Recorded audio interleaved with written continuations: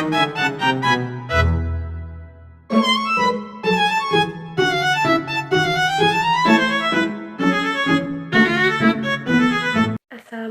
warahmatullahi wabarakatuh. Perkenalkan, saya Liza Gita Abdelia dari kelompok 6 semester 7 dengan nomor induk mahasiswa 2240386.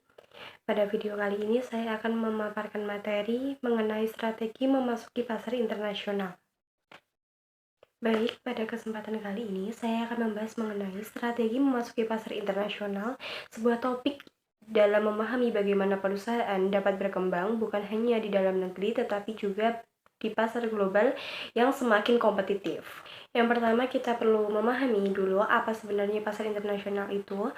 Pasar internasional adalah ruang tempat terjadinya aktivitas jual beli yang melibatkan lebih dari satu negara. Di dalamnya itu terdapat transaksi barang, jasa, teknologi, hingga investasi.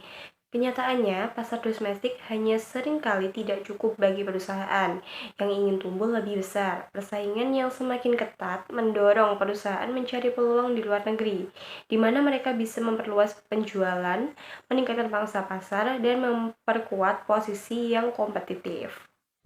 Namun, perpindahan ke pasar internasional bukan sekedar memindahkan produk dari satu negara ke negara lain. Ada banyak variabel yang berubah begitu perusahaan melangkah keluar dari ruang domestik, mulai dari budaya, regulasi hukum, daya beli, hingga kondisi politik negara tujuan. Maka dari itu, strategi masuk pasar internasional harus dipikirkan secara matang. Salah satu strategi yang paling dasar adalah ekspor. Pada tahap ini, perusahaan mengirimkan produknya ke negara lain secara tidak langsung melalui perantara atau secara langsung melalui jaringan penjualannya sendiri. Ekspor adalah langkah awal yang aman karena risikonya relatif rendah, tetapi tentu kontrol perusahaan terhadap pasar juga terbatas.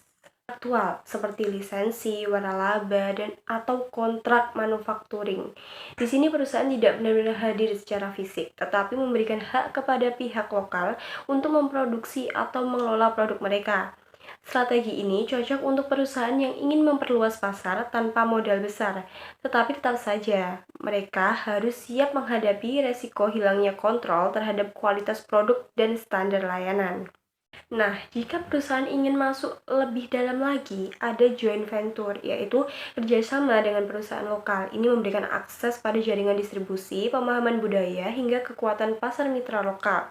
Tapi, kerjasama seperti ini juga rawan konflik, terutama jika visi dan cara kerja kedua perusahaan tidak sejalan. Strategi yang paling beresiko namun paling memberikan kontrol adalah investasi langsung atau foreign direct investment.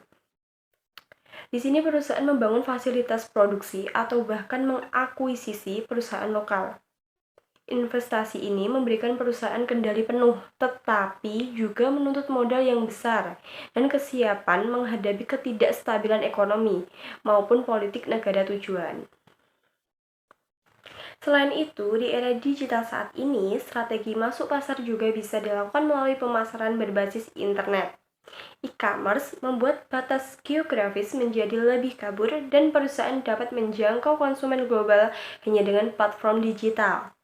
Ini terlihat murah dan mudah, tapi tetap membutuhkan kepercayaan konsumen, keamanan transaksi, dan tata kelola logistik yang baik. Setelah memahami strateginya, kita perlu melihat faktor-faktor apa saja yang mempengaruhi perusahaan dalam memilih strategi yang tepat. Dari sisi internal, perusahaan harus mempertimbangkan tujuannya, sumber daya yang dimiliki, pengalaman internasional, serta karakteristik produknya.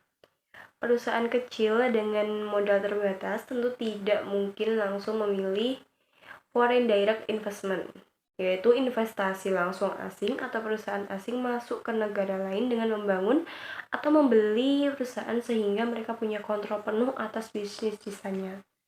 Itu kalau perusahaan kecil tidak mungkin langsung FDI atau Foreign Direct Investment, yaitu investasi langsung asing. Tapi sebaliknya, jika perusahaan besar mungkin justru mendapat manfaat jangka panjang dari pilihan yang lebih berani.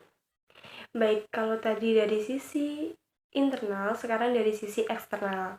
Perusahaan wajib memperhatikan kondisi pasar, budaya, regulasi politik, hukum, hingga infrastruktur negara tujuannya. Disinilah banyak perusahaan gagal karena mereka menganggap pasar luar negeri akan berperilaku seperti pasar domestik. Padahal perbedaan budaya saja bisa membuat strategi pemasaran yang sukses di negara asal tidak berguna sama sekali di negara lain. Terakhir, bahwa pasar internasional bukan hanya berisi tentang peluang, tetapi juga penuh tantangan dan resiko. Perusahaan harus siap menghadapi regulasi perdagangan yang rumit, fluktuasi nilai tukar, perbedaan budaya, ketidakstabilan politik, hambatan logistik, dan tentu saja persaingan global yang jauh lebih ketat. Perusahaan yang tidak mampu beradaptasi akan mudah tenggelam di tengah kompetitor yang lebih inovatif dan berpengalaman.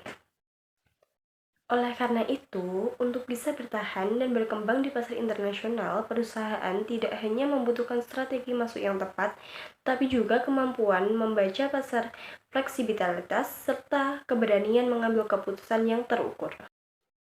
Itulah pembahasan saya mengenai strategi memasuki pasar internasional. Semoga penjelasan ini dapat memberikan gambaran lebih jelas dan membantu memahami bagaimana perusahaan merancang langkah-langkah strategi ketika ingin memperluas pasar ke tingkat global.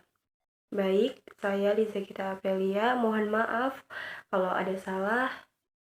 Wassalamualaikum warahmatullahi wabarakatuh.